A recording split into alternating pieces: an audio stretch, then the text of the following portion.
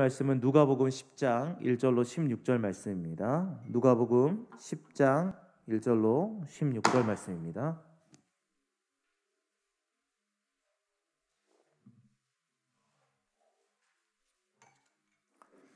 누가복음 10장 1절로 16절 말씀. 제가 한 절 읽고 여러분들이 한 절 읽고 마지막 절은 같이 읽도록 하겠습니다. 그 후에 주께서 따로 70인을 세우사 친히 가시려는 각 동네와 각 지역으로 둘씩 앞서 보내시며 일대 추수할 것을 많되 일꾼이 적으니 그러므로 추수하는 주인에게 청하여 추수할 일꾼들을 보내 주소서 하라. 갈지어다 내가 너희를 보냄이 어린 양을 이리 가운데로 보낸가 같도다. 전대나 배낭이나 신발을 가지지 말며 길에서 아무에게도 문안하지 말며 어느 집에 들어가든지 먼저 말하되 이 집이 평안할지어다 하라. 만일 평안을 받을 사람이 거기 있으면 너희의 평안이 그에게 머물 것이요 그렇지 않으면 너희에게로 돌아오리라.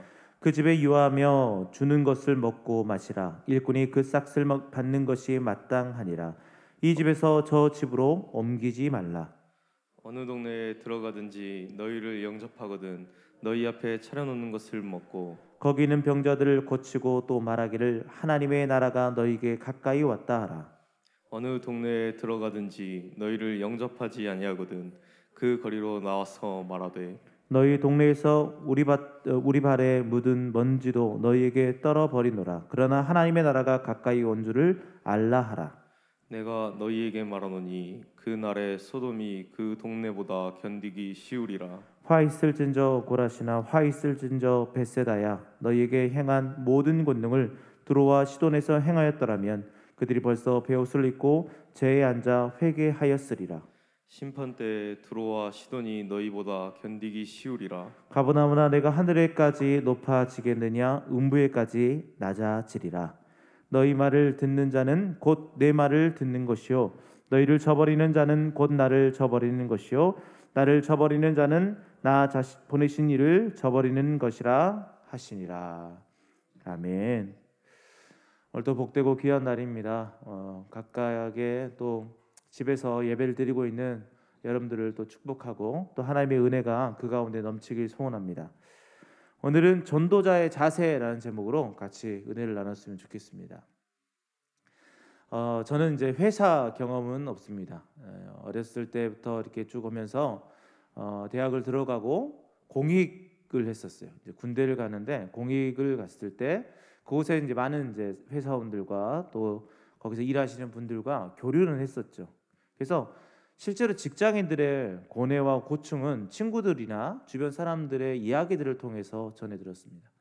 그래서 설교하면서 가장 아쉬웠던 게 부족한 게 뭐냐라고 했을 때 성도님들의 그런 삶들을 직접 체험하지 못하니까 그것들에 대해서 이렇게 직접적으로 딱 이거다 저거다 이렇게 말을 해줄 수가 없어요. 왜냐하면 저희가 그것에 대한 경험이 없기 때문입니다. 그래서 참 아쉽지만 그래도 주변에 이제 이야기들을 딱 들어보면 야, 그 직장 생활의 고충이 얼마나 힘들까라는 생각들을 해봅니다.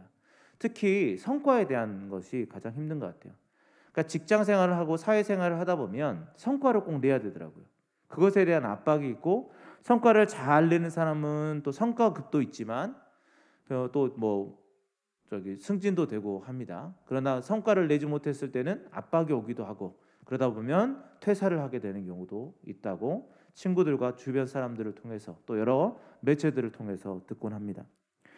굉장히 어려운 삶인 것 같아요. 회사나 이런 직장 생활을 한다는 것이 굉장히 힘들고 어려운 것 같습니다. 물론 자기의 스스로 사업을 하시는 분들도 굉장히 어렵겠죠. 지금 코로나19 시대 때는 더 많이 힘들 거라고 생각됩니다. 하나님께서 여러분들에게 또 위로하시고 또 앞으로 모든 것들이 경제가 잘 풀려서 각자 있는 자리에서 또 하나님이 주시는 복을 잘 누렸으면 좋겠습니다.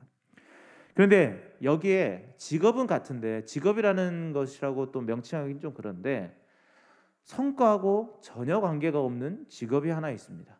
그 직업이 뭘까? 오늘 본문에 나오는 전도자들입니다. 전도자도 성과가 있어야 되는 거 아닐까? 그렇게 생각을 하기도 합니다. 오늘 본문을 통해서 왜 전도자는 성과에 상관이 없을까? 이것에 대해서 좀 살펴보았으면 좋겠습니다. 자, 오늘 본문 말씀은 예수님께서 이 70인을 보내시는 장면이죠. 둘씩 짝을 지어서 동네로 보내면서 귀신도 쫓아내는 권능도 주시고 또 여러 복음들을 전하게 하시는 그런 장면들이 있습니다. 보내시는 이유가 뭐냐? 오늘 2절 말씀해 보니까 추수할 것은 많되 일꾼이 적으니 그러므로 추수하는 주인에게 청하여 추수하는 일꾼들을 보내주소서 하라. 그 말은 뭐예요? 추수할 곳으로 보내는 거죠. 그러니까 우리로 말하면 전도 대상자가 주변에 꽉 차 있다라는 거예요. 그러니까 그 70인으로만이 모든 것들을 해결할 수 없는 상황이다. 나가서 복음을 전해라. 이게 이제 두 가지 의미가 있습니다. 첫째는 전도할 대상자들이 꽉 찼다라는 의미가 있고 지금이 적기다라는 두 번째 의미가 있습니다. 그래서 그들에게 추수할 것이 많으니까 추수를 하러 가라. 그리고 하나님께 더 간구해서 추수할 일꾼들을 더 보내달라고. 그건 무슨 말입니까? 예수 그리스도를 믿는 사람들로 하여금 더 많아질 수 있도록 해라. 그래서 복음을 전할 수 있도록 해라라고 얘기하고 있는 것입니다. 그만큼 이 급박한 상황 속에서 지금 나아가고 있는 것을 의미합니다. 그러니까 이것이 어떤 마음일까? 예수님께서 그들을 보내면서 그래 너희들은 가서 추수하면 돼, 열심히 하면 돼, 이걸로 끝나는 것인가? 그렇지 않죠. 그 마음이 굉장히 좀 이렇게 뭐랄까 두려워, 또 어떤 마음으로는 이들을 우물가에 내놓는 자식처럼 그런 생각이 있었던 것 같습니다. 그래서 오늘 3절 말씀에 보니까 갈지어다 내가 너희를 보냄이 어린 양을 이리 가운데로 보낸 것 같다. 이렇게 예수님께서 마음을 표현해 주셨어요. 그 말은 무엇일까? 전도자의 삶은 결코 쉽지 않음을 이야기하고 있습니다. 많은 어려움과 위협들이 도사리고 있음을 말씀하고 있는 거죠.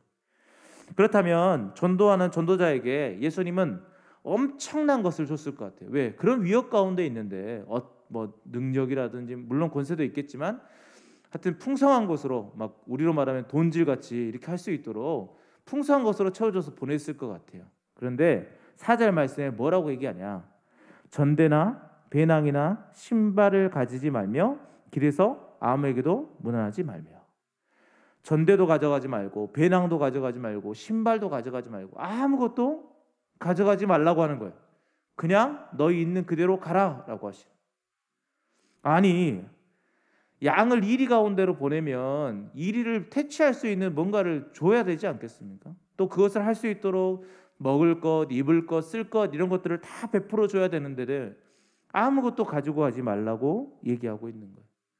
그러면서 마음에는 야 이리 가운데 보내는 양들 같다.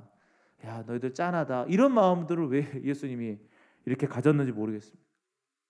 그러니까 이런 거예요. 심부름은 딱 시켰는데 돈은 안 주고 그냥 너 이거 사와 라고 하면서 어떻게든 네가 사와라 라고 하는 것과 비슷한 것 같습니다. 그러면 우리는 이 전도자들은 무엇을 먹고 마시느냐, 어디에서 잠을 자느냐, 오늘 7절 말씀에 보니까 그것에 대한 대책이 거기에 있었습니다. 뭐냐? 그 집에 유하며, 그러니까 전도하러 들어갔던 그 집에 유하며 주는 것을 먹고 마시라. 일꾼이 그 싹을 받는 것이 마땅하니라 라고 얘기하고 있어요. 그러니까 전도하러 갔을 때 그들이 축복을 선포했을 때 그것을 받아들이는 사람이 있다면 그들에게 들어가서 그들과 함께 먹고 그곳에서 잠을 자라고 얘기하고 있는 거죠. 그러니까 하나님께서 모든 것들을 다 베풀어 주시면서 너 이거 가지고 가라고 하신 게 아니라 너희들이 가는 곳에 준비되어 있을 거야 라고 말씀하시는 것입니다. 그래서 전도자의 발걸음이 닿는 그곳에 축복하고 그들이 그것을 받아들이면 그곳에 들어가서 같이 먹고 자고 그렇게 한다라는 것이죠. 그게 마땅하다는 오늘 하나님의 말씀이 있는 거예요. 그리고 전도자가 할 것은 무엇입니까? 그들에게 복음을 전하는 거예요. 오늘 9절 말씀에 보니까 거기 있는 병자들을 고치고 또 말하기를 하나님의 나라가 너희에게 가까이 왔다라. 그러니까 그들에게 나아갔을 때 그들을 받아들이는 사람들에게 무엇을 선포하는 거예요? 하나님 나라가 가까이 왔다. 이게 예수님이 처음 우리에게 했던 말씀과 똑같아요. 회개하라 천국이 가까이 왔느니라. 그게 바로 복음이에요. 너희 앞에 지금 천국이 가까이 왔다. 너희가 예수 믿고 구원받아야 된다. 너희들 앞에 이미 하나님 나라가 도래했다라는 것들을 선포하게끔 하시는 거죠. 그 복음을 전하라고 70명의 제자들을 둘씩 짝지어서 보내고 있는 장면이 오늘 본문입니다. 자, 이것을 통해서 저는 어떤 것을 알고 싶냐? 만약에 전도자라면 그 전도자의 자세는 어떠해야 되는가, 그것을 세 가지로 나눠서 정리해 보려고 합니다. 자, 첫 번째, 그러면 전도자는 어떤 자세를 가져야 되냐? 그것은 자신이 가는 것이 아닌 보냄을 받았음을 기억해야 된다라는 거예요. 다시 말하면 자신이 스스로 가는 것이 아니라 보냄을 받았다라는 것을 기억해야 된다는 거죠. 오늘 3절 말씀에 보니까 뭐라고 되어 있습니까? 앞에 갈지어다. 바로 예수님의 보냄을 의미하고 있어요. 전도자는 스스로 가는 걸음이 아닙니다. 보냄을 받아서 가는 것입니다. 이렇게 보내시기 위해서 먼저 하시는 게 뭘까요? 바로 부르심이죠. 그래서 우리가 그 부르심으로 오늘 주일날 우리가 설교 들었듯이 우리 안에 믿음이 왔고 그 믿음의 길로 걸어갈 수 있도록 하신 거죠. 그래서 우리를 부르셔서 믿음을 주시고 하나님의 자녀를 삼으시고 하나님의 제자로 삼으시고 그리고 그 부르신 이들을 어떻게 할까요? 다시 보내시는 거예요. 전도자의 삶을 살도록 보내시는 거예요. 성령도 주시고 권능도 행할 수 있도록 해주시는 겁니다. 우리는 이것이 중요합니다. 어떤 심부름을 할 때 어떻게 합니까? 심부름을 시킨 사람이 원하는 것을 사가지고 가야 돼요. 제가 아이들에게 얘들아 콩나물 좀 사올래? 라고 했는데 콩나물을 안 사오고 돼지고기를 사왔다고 하십시오. 그럼 여러분들 어떤 마음이 들까요? 어이가 없는 거죠. 콩나물을 사오라 했으면 콩나물을 사와야지. 콩나물을 사러 보냈는데 돼지고기를 사오는 거예요. 물론 저희 아이들이 그랬다는 것은 아닙니다. 우리가 어떤 것을 시켰을 때 그 시킨 사람이 했던 것, 그 시킨 것을 하는 것이 마땅하죠. 그러면 하나님이 우리를 보내실 때 뭘 시켰어요? 뭘 하라고? 바로 복음을 전하라고. 너희의 이익을 취하라고 보낸 것이 아니라 온전히 하나님의 그 복음, 예수 그리스도의 그 복음을 전하라고 보냈다는 거죠. 그래서 우리는 보내심을 받았다라는 그 마음을 간직해야 되는 이유가 뭐냐? 보내심은 하나님이 원하는 것을 전해야 된다는 거죠. 내 생각과 내 뜻을 전하는 것이 아니에요. 하나님이 원하시는, 하나님이 말씀하시는, 하나님이 행하시고 싶어하는 것들을 얘기해야 된다는 거죠. 그런데 우리는 얼마나 그 복음에 입각해서 복음을 전하고 있습니까? 얼마나 하나님의 뜻대로 그것을 전하고 있습니까? 우리의 혹시 그냥 생각으로만 복음을 전하고 있지 않습니까? 우리의 마음대로 복음을 전하고 있지 않습니까? 어떤 계획을 세울 때 야 이거 정말 좋겠다라고 하면서 기도도 하지 않고 그 일들을 행하고 있지 않습니까? 아이성을 공격했을 때 아이성이 조그마한 곳이었습니다. 그러나 그들이 생각해서 나아갔죠. 그러나 그들은 패전을 면치 못했어요. 아무리 작은 곳이라도 아무리 좋은 것이라도 아무리 좋은 아이디어가 그 안에 있더라도 하나님께 묻지 않는 계획들은 허망한 거예요. 헛된 것입니다. 사랑하는 성도 여러분, 그래서 전도자의 자세 중에 첫 번째가 뭐냐? 나는 보냄을 받았다라는 그 생각들을 꼭 기억해야 된다는 거죠. 자꾸 우리는 내가 간다, 내가 해야지, 그래 내가 열심히 하고 내 계획대로 해야지 라는 마음이 내 안에서 일어나게 됩니다. 그러나 분명한 것은 모든 계획 가운데 하나님이 함께 하시지 않는다면 그 길은 하나님의 길이 되지 않습니다. 사람이 마음으로 자기의 길을 계획할지라도 그 걸음을 인도하시는 분은 우리 하나님이라고 말씀하지 않으셨습니까? 그 걸음을 하나님께서 함께하지 않으신다면 그 길은 헛된 길이 되는 것입니다. 그래서 우리는 꼭 기억해야 되는 것은 우리는 보냄을 받은 전도자다. 전도자는 내가 스스로 가는 것이 아니라 하나님의 보냄을 받았다라는 생각을 꼭 가지고 나아가야 된다는 것입니다. 자, 그러면 두 번째, 전도자의 자세 두 번째는 뭐냐? 하나님의 공급을 통해 살아가야 함을 알아야 돼요. 하나님의 공급을 통해 살아가야 함을 알아야 됩니다. 자, 오늘 본문 4절 말씀해 보니까 아까 읽었던 말씀이죠. 전대나 배낭이나 신발을 가지지 말며 길에서 아무에게도 문안하지 말며. 전대나 배낭과 신발을 가지지 말고 가라고 합니다. 그 말이 무엇일까요? 너희 있는 그곳에서 내가 채워줄 것이다. 그런데 우리가 오해하는 것이 있어요. 우리의 필요를 다 채워주시겠다. 하나님께서 우리의 필요한 것들을 다 채워주신다라고 생각하니까 자꾸 우리의 욕심을 강구하는 습성들이 생기는 거예요. 그래서 어떤 사람들은 하나님 이것이 좋은데 저 주세요. 야 이게 최신 제품인데 하나님 제가 선교 사역하고 있으니까 저 이거 주세요. 하나님 야 이거 정말 나에게 딱 필요한 것 같은데 저 주세요라고 기도하고 있지 않습니까? 그러니까 사역을 하다 보면 저도 이제 청년들과 사역하기 때문에 청년들이 가지고 있는 제품들과 청년들이 쓰고 있는 그런 프로그램들 이런 것들을 보면서 그것들을 알아야 되기 때문에 구입한 적은 있습니다. 그런데 곰곰이 되돌아보면 저의 욕심을 채우기 위해서 구입했던 제품들도 있더라고요. 최근 말씀을 묵상하면서 그런 생각들을 했어요. 야, 그래도 선교 사역을 한다고 열심히 하면서 근검절약하면서 살아왔는데 과연 내 안에서 내 욕심을 채우기 위해서 물건을 구입했던 적, 어떤 상품을 구입했던 것, 어떤 프로그램을 구입했던 적이 없었을까 되돌아봤더니 굉장히 많더라고요. 굳이 그것이 아니어도 되는데 조금 고퀄리티의 좋은 것들을 구입하려고 했던 저의 모습들이 그 안에 있었어요. 물론 그러면 오래 쓰고 뭐 여러 가지 핑계들을 댔습니다. 그러나 선교 사역만을 위한 집중적인 어떤 물건 구매와 프로그램 구매가 아니라 제 욕심이었더라고요. 그래서 그날 아침에 회개했던 기억이 있습니다. 여러분, 하나님께서 우리에게 필요를 채우시겠다라는 것은 우리의 욕심을 채우시겠다라는 것이 아니고 하나님이 필요를 채우시겠다라는 것은 복음을 전하기 위한 건강을 주시겠다. 복음을 전하기 위한 환경을 내가 허락하겠다. 복음을 위한 물품, 복음을 위해서 필요한 모든 것들을 내가 채워주겠다라고 말씀하시는 거예요. 그러니까 나의 필요가 아닙니다. 복음, 오직 복음을 전하기 위한 필요를 채우시겠다라는 거죠. 그런데 혹시 오해하실까 봐 말씀드리는 게 뭐냐면 복음을 전하는 것은 여러 가지 다양한 방법들이 있어요. 어떤 사람들은 저처럼 목회자의 길을 걸어가는, 또 선교 사역을 하는, 해외 선교를 가는 이런 사람들도 있는 반면에 물질로 선교하는 사람도 있고 어떤 사람들은 협동하는 사람들도 있습니다. 다양한 방법들로 선교를 하죠. 그래서 최근에 대두되고 있는 것들 중에 하나가 이제 비즈니스 선교라는 게 있죠. 그것을 조금 넘어서 NGO 선교라는 이야기도 나옵니다. 비즈니스를 통해서 어떻게 선교하지? NGO를 통해서 어떻게 선교하지? 그것을 통해서 복음을 어떻게 제시할 수 있을까?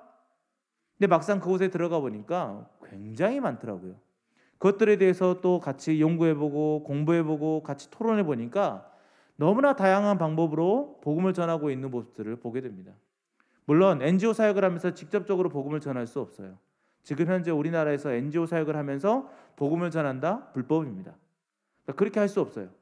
NGO 사역은 NGO 사역만 해야 돼요. 그럼에도 불구하고 그것을 통해서 그들의 삶과 그들의 행실과 도움을 통해서 복음을 전하는 모습들이 보이더라고요. 그러니까 다양합니다. 그래서 꼭 모든 것들을 다 버려두고 그냥 전도하러 이곳저곳 무조건 나아가라라는 이야기가 아님을 명심해야 됩니다.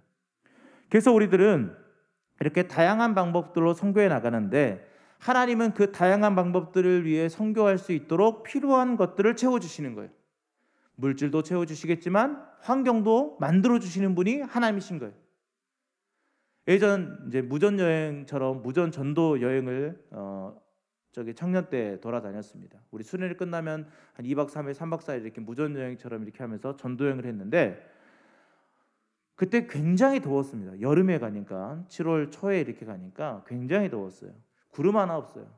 팀원들은 다 힘들어갖고 막 나다빠지려고 해요. 그때 우리가 했던 게 뭘까요? 기도하는 거예요. 하나님, 날씨를 좀 주관해 주셔서 선선하게 해달라고.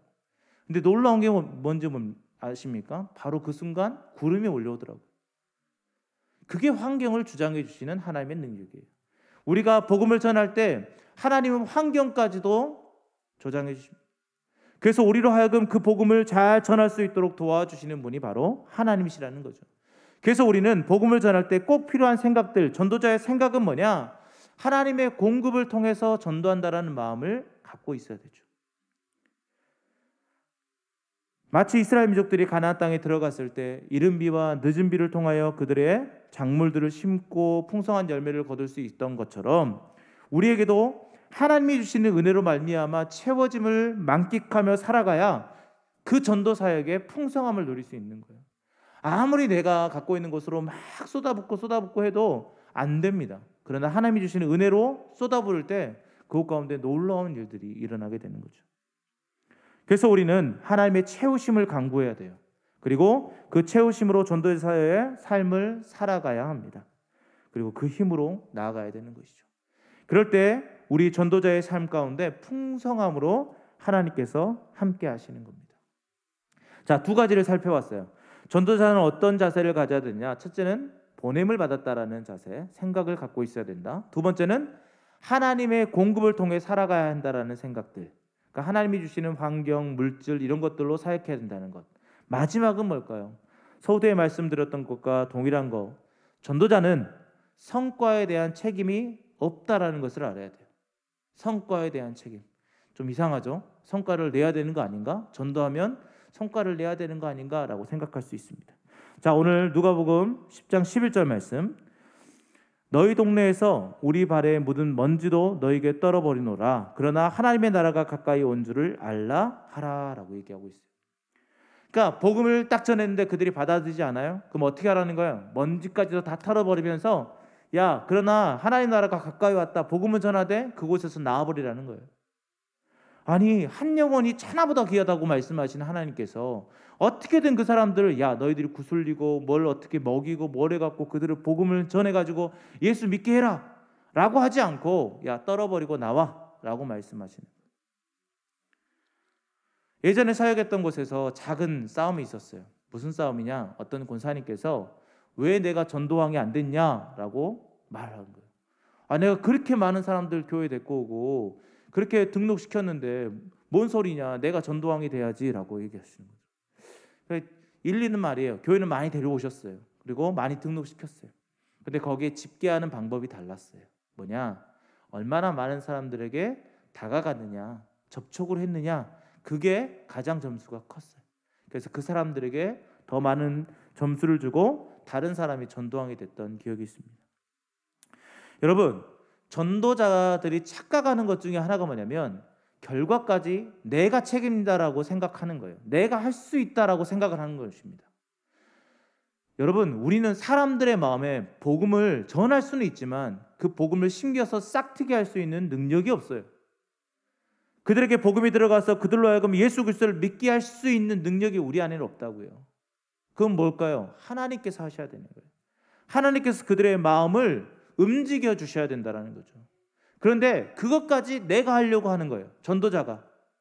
하나님의 영역까지 우리가 침범해서 야, 내가 어떻게든 저 사람을 막 설득시키고 어떻게든 복음이 받아들이게 해가지고 그들을 데려와야지, 이런 마음으로 접근한다는 거죠. 그러나 전도자는 책임의 결과가 있지 않습니다. 여러분, 전도자는 뭐냐? 복음을 전하는 것, 그것에 대한 책임이 있지 복음의 결과에 대한 책임이 그에게 있지는 않습니다. 에스겔 3장 17절부터 18절 말씀을 우리가 잘 알고 있습니다. 제가 읽어보겠습니다. 인자야, 내가 너를 이스라엘 족속의 파수꾼으로 세웠으니 너는 내 입의 말을 듣고 나를 대신하여 그들을 깨우치라. 가령 내가 악인에게 말하기를 너는 꼭 죽으리라 할 때에 내가 깨우치지 아니하거나 말로 악인에게 일러서 그의 악한 길을 떠나 생명을 구원하게 하지 아니하면 그 악인은 그의 죄악 중에서 죽으려니와 내가 그의 핏값을 내 손에서 찾을 것이다 라고 말합니다. 무슨 말이냐? 야, 악인을 내가 죽이리라고 했던 것들을 네가 그 사람들에게 전하지 않으면 그 악인은 죄로 말미암아 죽을 거지만 전하지 않는 너도 어떻게 할 것이다? 죄를 묻겠다라고 하시는 거예요. 여러분, 우리는 전도를 하지 않았다라는 것, 복음을 전하지 않았다라는 것에 우리가 참여해야지, 전하고 난 이후에 그들에게 복음이 들어가서 그들이 예수 그리스도를 믿지 않았다라는 것까지 우리가 뭐 책임을 지고 이럴 필요가 없다라는 거죠. 그 영역은 하나님의 영역이거든요. 그래서 결과에 대한 어떤 성과에 대한 책임이 우리에게 있지 않고 복음을 전하는 것까지 우리가 최선을 다해서 해야 된다는 것입니다. 에스더가 이스라엘을 진멸하는 하만의 계획을 들었어요. 그때 막 주저합니다. 왕 앞에서 그냥 왕이 부르지 않았을 때 가면 죽을 수도 있습니다. 그런 생각들이 있어요. 그때 모르드게가 이야기하죠. 에스더 4장 14절 말씀. 이때 내가 만일 잠잠하여 말이 없으면 유다인은 다른 데로 말미암아 노임과 구원을 얻으려니와 너와 내 아버지 집은 멸망하리라. 내가 왕후의 자리를 얻은 것이 이때를 위함이 아니지 누가 알겠느냐? 이렇게 말하고. 이게 무슨 말입니까? 야, 이스라엘 민족들이 죽음 앞에 있지만 하나님은 그들을 어떤 사람이든 어떤 방법이든 그들을 구원할 거다. 그런데 네가 그 자리에 있으면서 네가 하지 않으면 너와 너의 가정은 다 멸망할 거야. 그 책임이 너에게 돌아갈 거야 라고 말하는 거예요. 여러분, 우리가 어떤 것도 하지 않아도 하나님은 역사하실 수 있습니다. 저는 그것을 믿거든요. 우리가 기독교가 복음을 다 전하지 않아도 하나님은 하실 수 있어요. 왜요? 아무것도 없는데 아브라함을 택하셔서 지금 이 놀라운 것들을 이루시지 않았습니까? 아무것도 없는데 예수 그리스도로 말미암아 구원의 길을 완전히 여셨지 않습니까? 하나님은 하나님의 방법대로 하신다면 다 하실 수 있어요. 그러나 하나님은요, 우리를 사용하기 원하십니다. 전도자로 보냄을 받은 우리들이 해야 되는 것은 복음을 전하는 거예요. 거기까지입니다. 그것에 대한 결과까지 마음에 가지고 왜 저기는 복음을 안 믿었지? 왜 교회 안 왔지? 이런 생각까지 간다면 우리는 전도 사역을 할 수 없어요. 그래서 우리는 꼭 기억해야 되는 것은 뭐냐? 하나님은 하나님 스스로 할 수 있지만 우리를 통해 하십니다. 그래서 우리가 잘 알고 있는 학자가 이런 말을 했습니다. 우리 한번 띄워주세요. Without God, we cannot. Without us, God will not 이라고 했어요. 어거스틴이 했던 말입니다. 무슨 말이냐? 하나님이 함께하지 않으시면 우리는 아무것도 아닙니다. 그런데 우리와 함께하지 않으시면 하나님은 아무것도 이루시지 않습니다.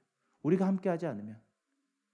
여러분, 하나님은요, 우리를 통해 역사하고 싶으신 거예요. 전도자가 가져야 될 마음입니다. 우리를 통해 역사하시고 싶으시다. 그러나 그 역사의 중심은 하나님이 하시는 거죠. 왜? 우리를 통해 하시는 거거든요. 그래서 우리는 복음을 전하는 것까지 최선을 다해서 하고 그 결과의 성과에 대한 책임에 대해서 우리가 생각하지 않아야 돼요. 만약에 그것까지 생각한다면 우린 전도를 할 수 없어요. 사람의 마음을 우리가 바꿀 수 없거든요. 자, 이제 말씀을 정리합니다. 여러분, 하나님은요, 우리 모두를 전도자로 보내셨어요. 우리 모두가 전도자인 거예요. 왜? 하나님은 우리를 자녀로 부르시고 제자로 부르셨잖아요. 그러면 그 모든 사람들은 다시 보내거든요. 그래서 우리는 전도자로 보내심을 받았다라는 것들을 꼭 기억해야 됩니다. 그리고 보내시면서 우리가 갖고 있는 것, 모든 것들을 다 챙겨가라고 하지 않고 그때마다 복음을 전할 때 그 환경과 그 여건과 그 필요들을 하나님께서 채워주시겠다라고 약속하셨습니다. 그래서 두려워하지 마시고 있는 자리에서 여러분들 직장인이라면 그 직장 가운데서 복음을 어떻게 전할까 하나님께 간구하며 나가시면 그 길들을 열어주실 것입니다. 여러분들이 사업을 하고 계시다면 그 사업의 그 장에서 어떻게 복음을 전할 것인가 하나님께 간구하면 환경과 상황들을 열어주시고 채워주실 것입니다. 또 전적으로 헌신하며 선교사의 마음이 있다면 선교지를 갈 때 하나님께 간구하며 나가십시오. 그러면 하나님이 구원의 문과 그 모든 길들을 다 열어주시며 그 길 가운데 놀라운 역사들을 보여주실 것입니다. 그리고 가장 중요한 것, 우리는 복음을 전하는 데까지 최선을 다하고 그 결과는 하나님께 맡기는 것입니다. 그럴 때 우리 전도자의 모든 삶들은 하나님 앞에서 기쁨으로 또 그 곡식들을 단을 거두는 놀라운 것들을 바라보게 될 것입니다. 사랑하는 성도 여러분, 이제 내일부터 설 명절입니다. 코로나19로 이제 가족들이 모이기 쉽지 않고 또 이렇게 또 대면으로 만나기 어렵지만 그리고 또 기독교에 대한 비판적인 시선이 굉장히 강한 것이 사실입니다. 이럴 때 우리는 어떻게 복음을 전할까 막막합니다. 저도 처가족 식구들에게 복음을 전하고 싶은데 어떻게 복음을 전할까 막막합니다. 정말 막막해요. 그런데 하나님은요, 간구할 때 방법들을 열어주시더라고요. 그 방법은 각각 다를 수 있습니다. 그런데 여러분들의 발걸음과 말 한마디, 여러분들의 행동, 그 모든 복음에 대한 제스처, 하나님은 그 모든 것들을 사용하셔서 복음을 전하게 하십니다. 왜요? 우리가 생각하는 것보다 더 크게 역사하시거든요.